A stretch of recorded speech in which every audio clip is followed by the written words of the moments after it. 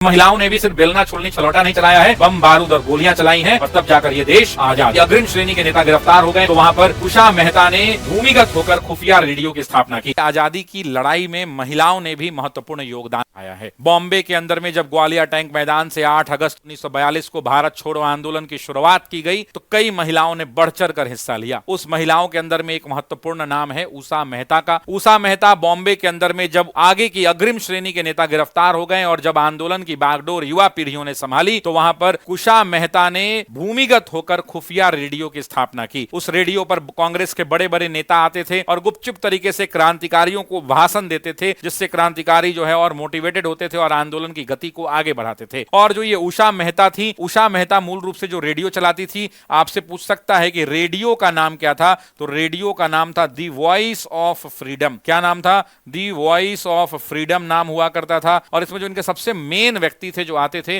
उनका नाम था राम मनोहर लोहिया। मैंने आपको बताया है कि राम मनोहर लोहिया रोज रोज नई नई गाड़ियों इनको भेजा जाता था, उन गाड़ियों पर चढ़ के आते थे ताकि अंग्रेज इनको ट्रेस नहीं कर पाए। और राम मनोहर लोहिया एक बड़े समाजवादी नेता इस आंदोलन में अपनी बातचीत को आकर इस रेडियो पर रखते थे। इस बात को ध्यान रखिएगा, ठीक है जी, करेक्ट है। तो महिलाओं ने भी सिर्फ बेलना छोलनी छलौटा नहीं चलाया है, महिलाओं ने भी बम बारूद और गोलियां चलाई हैं और तब जाकर यह देश आजाद हुआ है।